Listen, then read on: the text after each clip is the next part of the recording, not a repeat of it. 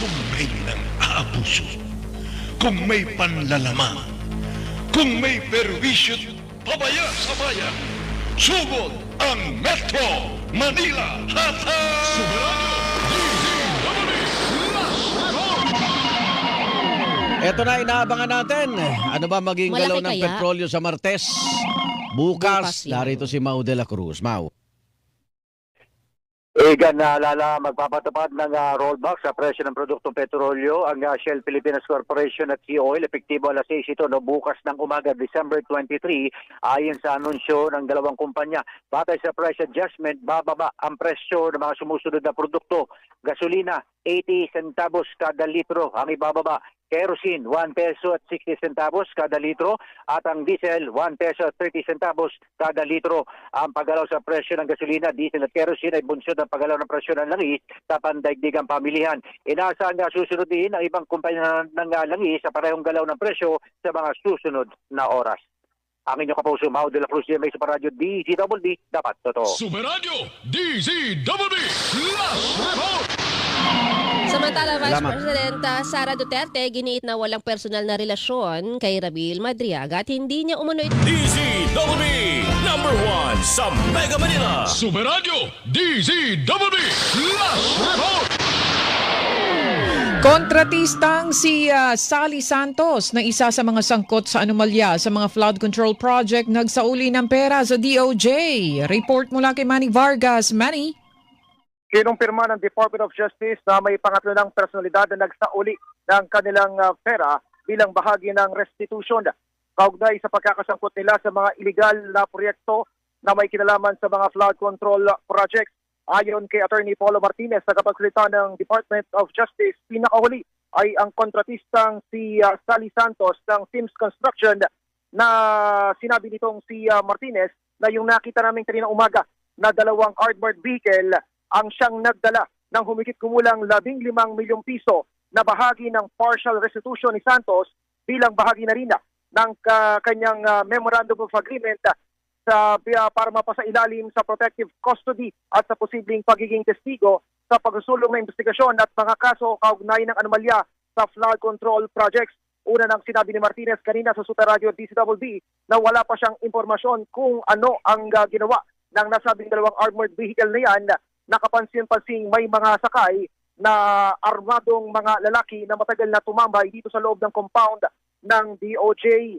Itong si Martinez ang ikatlong personalidad na nagsauli ng perang pinanwalaang bahagi ng nakaw o bahagi naman ng kinita mula sa Ghost Projects sa bahagi ng Bulacan kung saan ang nauna na ay ang mga tauhan ng dating mga tauhan ng DPWH na sina Henry Alcantara at Gerald Opolensya.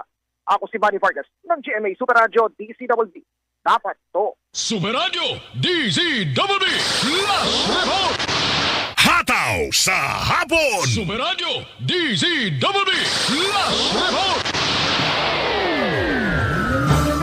Buwan naman ang report natin tatanggapin ng isang flash report. Hatol na guilty sa mga pulis na sangkot sa pagkamatay ni Kian de los Santos. Pinagtibay ng Korte Suprema. Balitang tinutukan po ni Christian Mayo. Go! Pinagtibay ng Korte Suprema ang hatol na guilty laban sa tatlong pulis kaugnay ng pagkakapatay sa 17 years old na si Kian de los Santos sa Caloocan City noong 2017 sa kasagsagan ng gyera kontra illegal na droga ng nagdaang administrasyon. Sa desisyon na isinulat ni Associate Justice Joseph Lopez, pinagtitibay ng SC ang parusang reklusyon perpetua o 40 taong pagkakakulong sa mga pulis na sina Arnel Owares, Jeremias Pereda at Jerwin Cruz para sa kasong murder. Habang inaatasan din ng korte ang mga ito na magbayad ng kabuuang 275,000 pesos na danyos para sa pamilya de los Santos. Paliwanag ng SC, pagkakapatay kay de los Santos ay malinaw na paglabag sa Article 248 ng Revised Penal Code o murder. Samantala, inalis naman ng SC sa hatol ng Regional Trial Court at Court of Appeals ang katagang without eligibility for parole para sa tatlong pulis.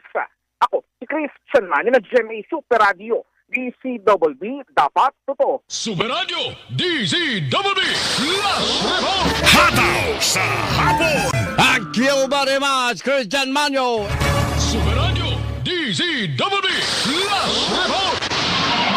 Tolls, SLEX at iba pang expressway na pinangangasiwaan ng San Miguel Corporation. Libre sa bisperas at mismong araw ng Pasko at Bagong Taon. Detalye mula kay Christian Manio. Christian.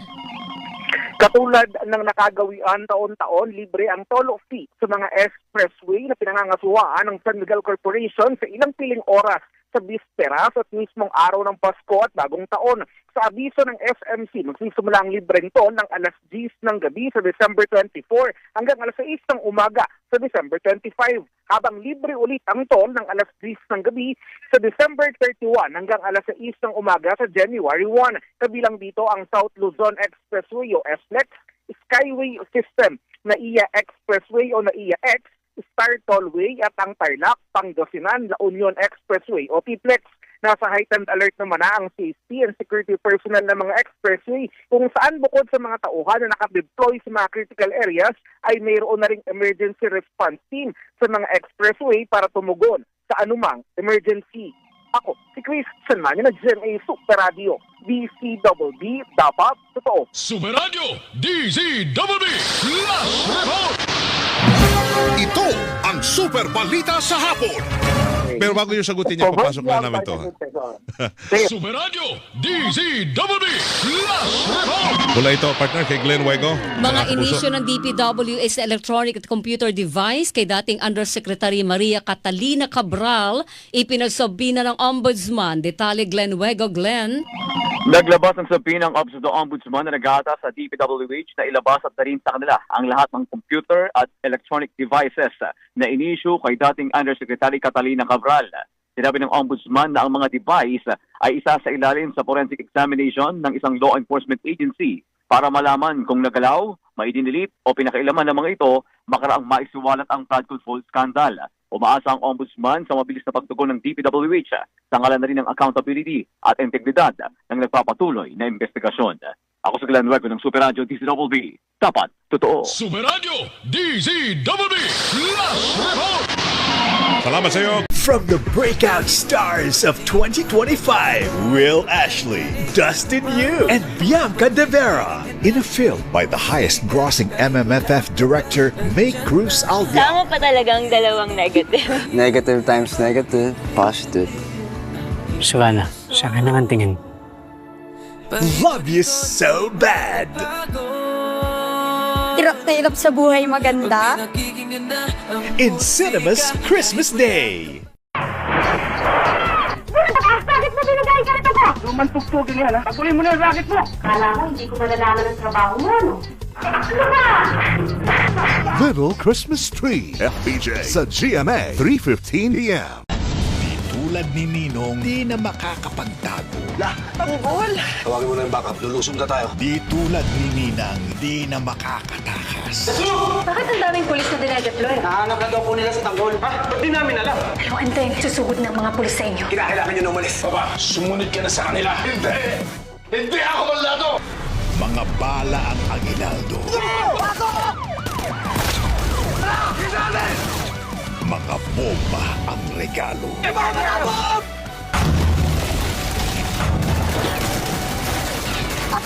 Bakbaka na sa barko.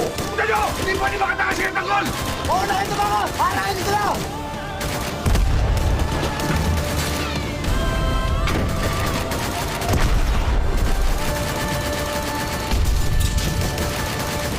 Sino-sino ang hindi aabot sa Pasko? Hindi sila dapat makalakas ng buhay!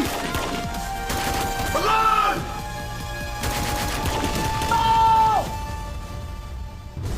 FPJ's Batang Quiapo. Pinaindak niya tayo ng husto. Sumayaw at huwag kang bibitaw. Pinaibig sa gitna ng ulan.